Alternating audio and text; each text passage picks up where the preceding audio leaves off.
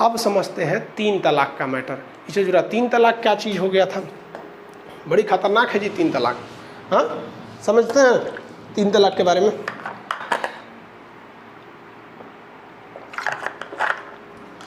देखिए ध्यान से, मुसलमानों के लिए अलग कानून, हिंदुओं के लिए अलग कानून आज भी लागू है। इसकी शुरुआत की थी लॉर्ड कॉर्नवालिस ने।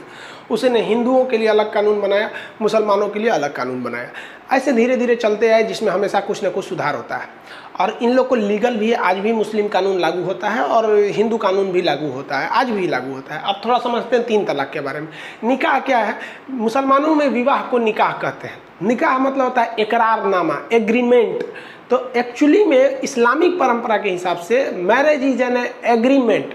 इसलिए जब निकाह होगा ना, जैसे मान लीजिए मेरी शादी होगी तो हमसे मौलवी साहब पूछेंगे कि आपको फलां लड़की के साथ बिना किसी दबाव में, और जो अगर मान लीजिए वो दहेज दे रहे हैं, कैश पैसा दे रहे हैं, तो वो बोलेगा कि उन फलां लड़की का नाम बोलेगा कि इस लड़की के साथ आपको निकाह कबूल है।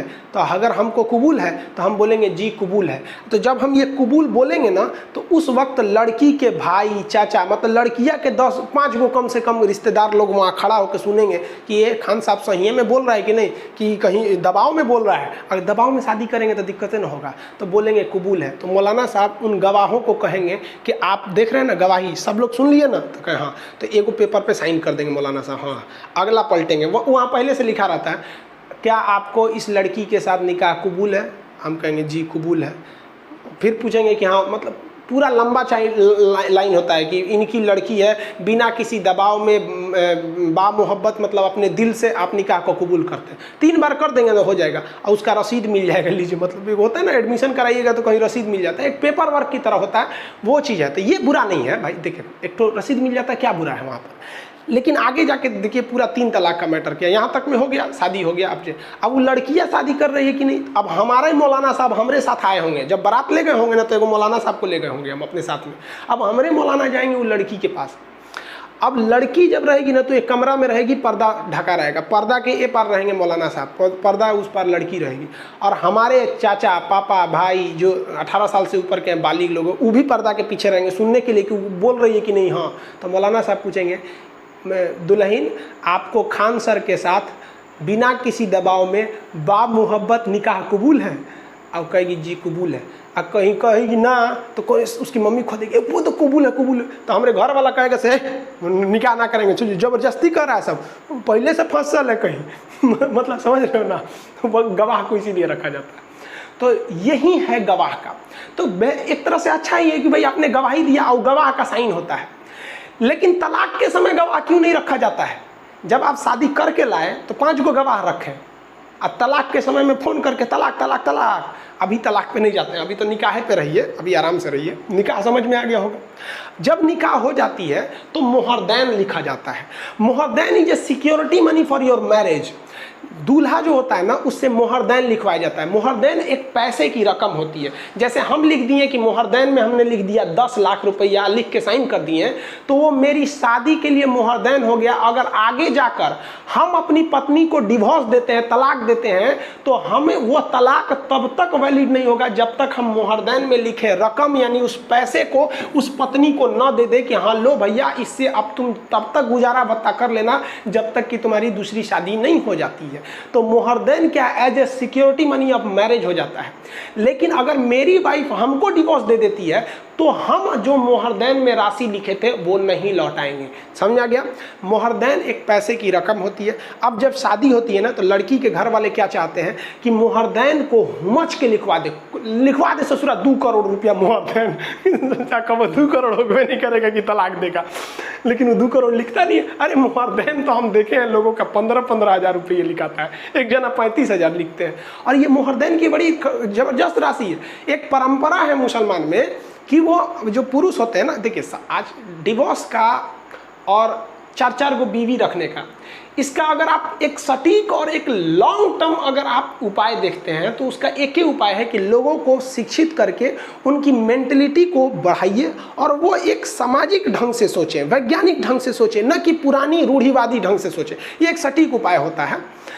तो मुस्लिम जो होते हैं ना, वो अपनी पत्नी को जीवन काल में ही मुहरदैन लौटा देते हैं। ऐसा कहा जाता है कि भाई ये मेरे लिए तुम्हारे लिए एक उधार है, मतलब ऐसा नहीं कि डिवोर्स देंगे।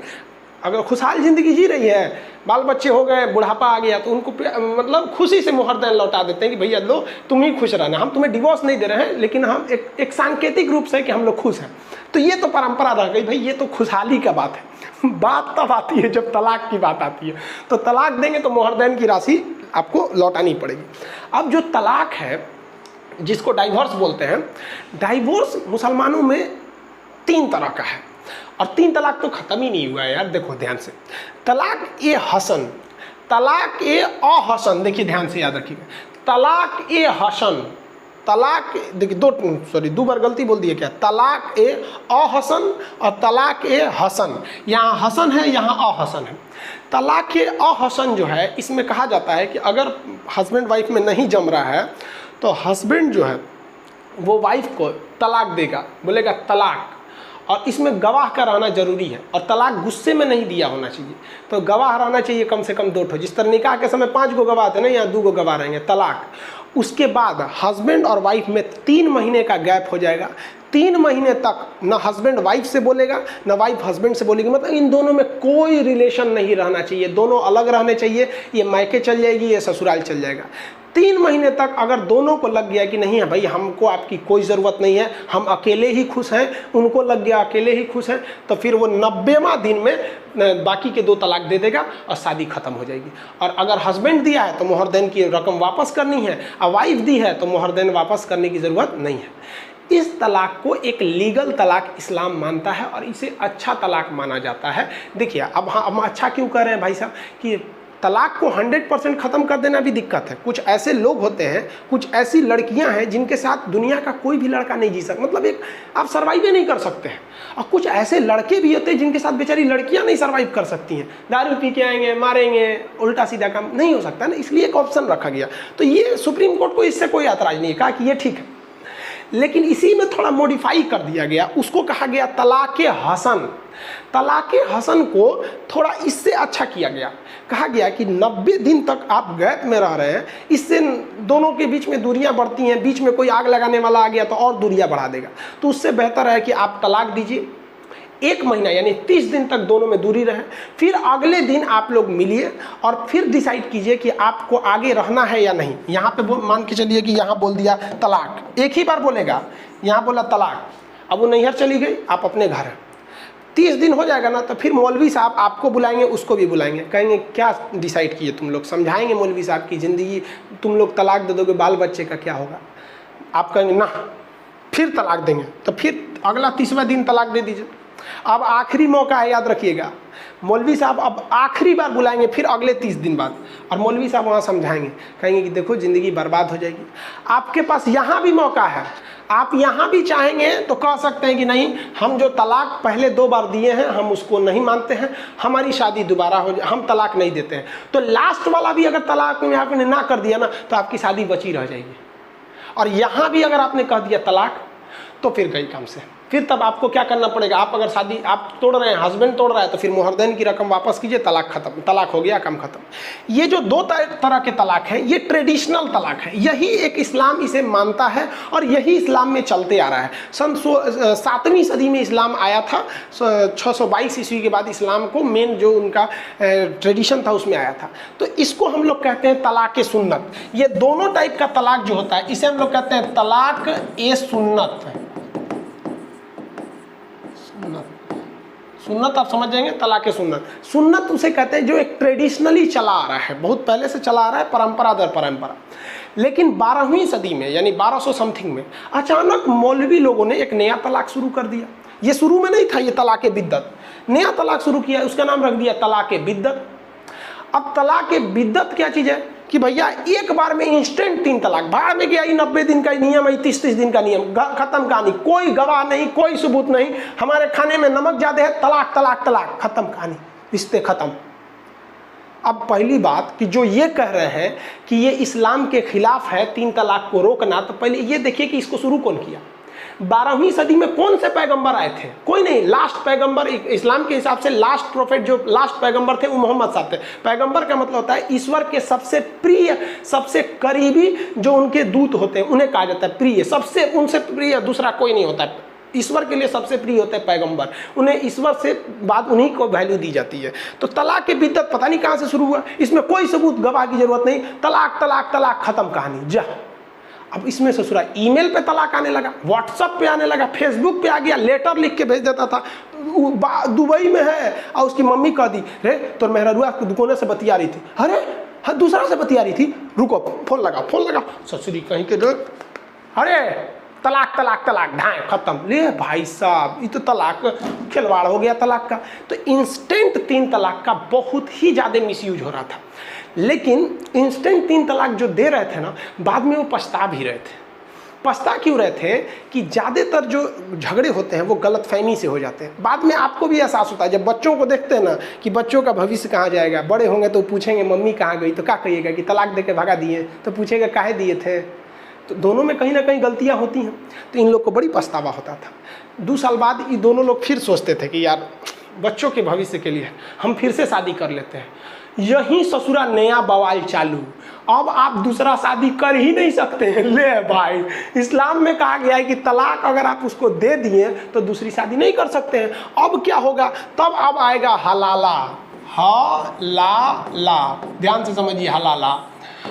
हलाला कहता है कि यदि आपने अपनी पत्नी को डिवोर्स दे दिया, 3 तलाक दे दिया, और फिर चाहते हैं कि 6 महीना साल भर बाद आपका दिमाग ठंडाया, आप समझे कि नहीं हमसे गलती हो गई, फिर शादी कर ले, तब आप शादी नहीं कर सकते हैं।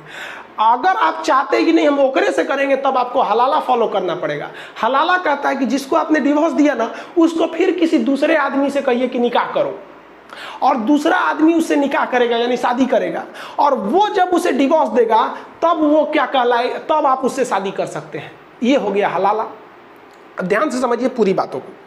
हलाला ये हो गया, समझ में आ गया ना। हलाला यानी अगर हमने किसी को डिवोर्स दिया, हम फिर शादी करना चाहते हैं, तो हमको उसके किसी दूसरे आदमी से कहना पड़ेगा तुम शादी कर लो और फिर तुम डिवोर्स दे दो। लेकिन इसमें वो रिस्क है। रिस्क क्या है कि मान लीजिए कोई व्यक्ति है, वो अपनी पत्नी को डिवोर्स दिया और कहता है कि फिर कहता है शादी करने के लिए, तो कहेगा किसी दूसरे से तुम निकाह कर लो, तो कह लेगा निकाह कर लिए, और वो आदमी कह रहा कि ना हम 1 महीना बाद लौटाएंगे। ले ससुरा कहीं का चौपट कर देगा। हाँ, क्योंकि निकाह करने का मतलब उसको भाई अब उसकी पत्नी हो गई कानूनी हिसाब से, और कहेगा कि नहीं 1 महीना बाद लौटाएंगे, 6 महीना बाद लौटाएंगे, तो दिक्कत हो जाएगा। अरे भाई साहब, तो अब औरत की जिंदगी चौपट हो गई। अब इसी में काम आने लगे लोग, बूढ़े बूढ़े लोग। अब कोनो 80 साल का चौपट हो गया है, खटिया पे बैठल होकर उठल बैठल नहीं जा रहा है, तो आदमी उसी को खोजता था। हलाला के लिए यही ठीक है, ये तो ससुरा अपने उठ नहीं पा रहा है, एकरा बस में कौन चीज है।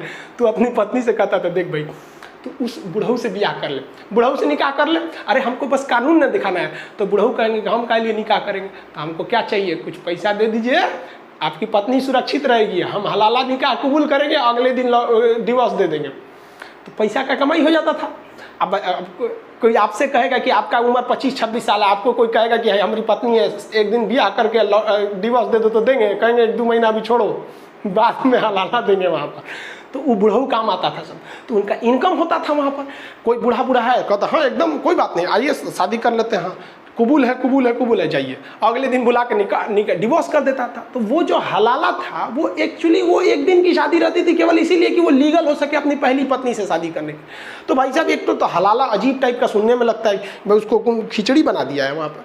तो हलाला जानबूझ के बूढ़े लोग से किया जाता था। एक बात बताओ, अगर 3 तलाक़ें ख़त्म हो जाएगा तो हलाला तो ऑटोमेटिक ख़त्म। तो जो बुढ़ऊ लोग थे, स्पेशलिस्ट जो थे कि आज शादी करो कल डिवोर्स देंगे, और हम बूढ़े हो चुके हैं, हमारा से उठल नहीं जा रहा, उनका तो रोजगार गया काम से, खत्म हो गया रोजगार। तो हलाला क्या है आप समझ गए, मोहर देन क्या है ये सब समझ गए। सुप्रीम कोर्ट ने क्या हुआ, अब बात समझिए, 3 तलाक अभी भी नहीं खत्म हुआ। ये बड़ी खराब कानून चल रहे थे सब, जिसमें तलाक के बिद्दत जो था, तो ये तो भाई बाद में आया था, इसको पता नहीं किसने लाया, पता ही नहीं है आज तक। किसने? अब इसके बाद जो सुप्रीम कोर्ट में वर्डिक्ट चला गया, केस चला गया सुप्रीम कोर्ट में, सायरा बानो नाम की एक महिला थी, इनका डिवोर्स दे दिया इनके हस्बैंड ने, ये उठी तो सुप्रीम कोर्ट में केस कर दी। अब भारत सरकार के खिलाफ केस कर दी, भारत सरकार कुछ करे तो यूनियन ऑफ इंडिया के खिलाफ, अपने हस्बैंड के खिलाफ नहीं, यूनियन ऑफ इंडिया के खिलाफ, कि तोरे संविधान की वजह से ये सब चौपट हो रहा है। तो union of India Saira Bano के केस में हुआ। अब ये जो भयानक केस जब भारत पे केस कीजिएगा संविधान के खिलाफ, तो नियम है कि कम से कम 5 जज मिलकर सुनवाई करेगी किसी भी संवैधानिक पीठ में। क्वेश्चन पूछा था पीसीएस के एग्जाम में, अब तक बैठी सबसे बड़ी संवैधानिक पीठ कौन थी? तो केशवानंद भारती मामले में 13 जज बने थे, गोरखनाथ वाले में 11 जज बैठे थे। तो कम से कम कितने जज होने चाहिए? 5। तो सायरा बानो वाला जो केस है, इस सायरा बानो वाले केस में 5 जज बैठे थे। अब जज के नाम से क्या मतलब है आपको? जज में एक इसमें मुस्लिम जज भी थे। आपको इसलिए बोल रहे हैं मुस्लिम जज थे क्योंकि मुस्लिम से रिलेटेड मामला था। हालांकि हम ये मुस्लिम हिंदू नहीं करना चाह रहे थे, मतलब आपको बता दिए कि नहीं इसमें मुस्लिम जज भी थे।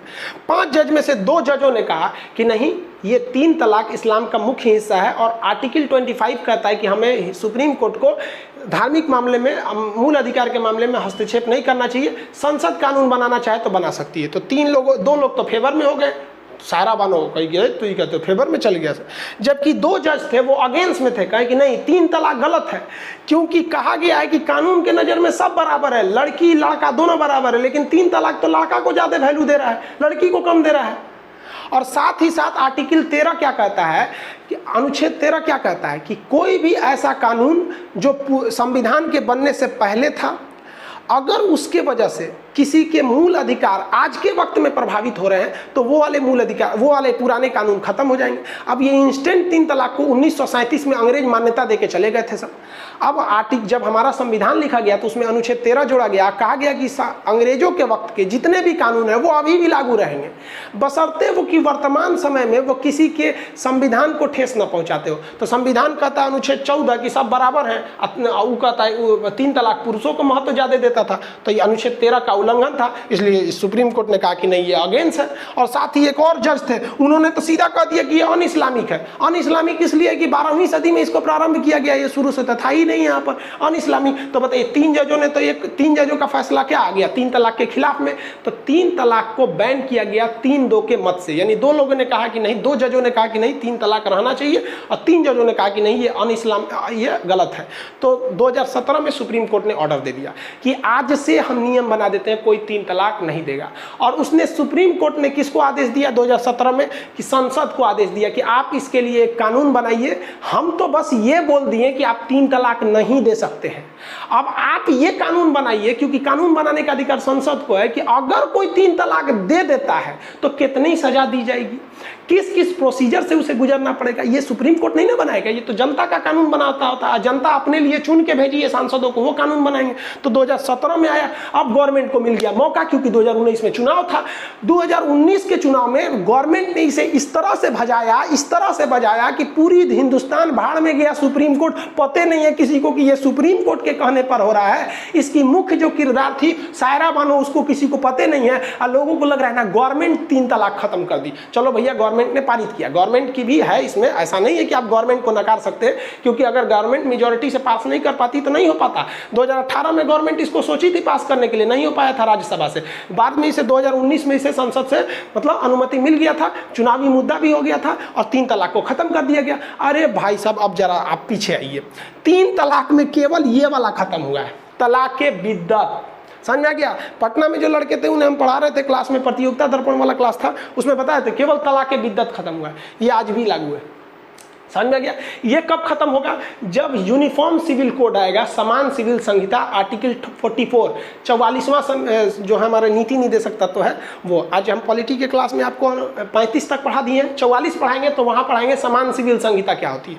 तो 3 तलाक, तलाक ए अहसन अभी भी है, तलाक हसन अभी भी है। खत्म कौन हुआ है? तो भैया तलाक बिद्दत। याद रखिएगा, तलाक खत्म नहीं हुआ है, तलाक बिद्दत आज भी एक महीने के गैप पर आप तलाक दे सकते हैं। तो ये गवर्नमेंट ने संसद से पारित कर दिया।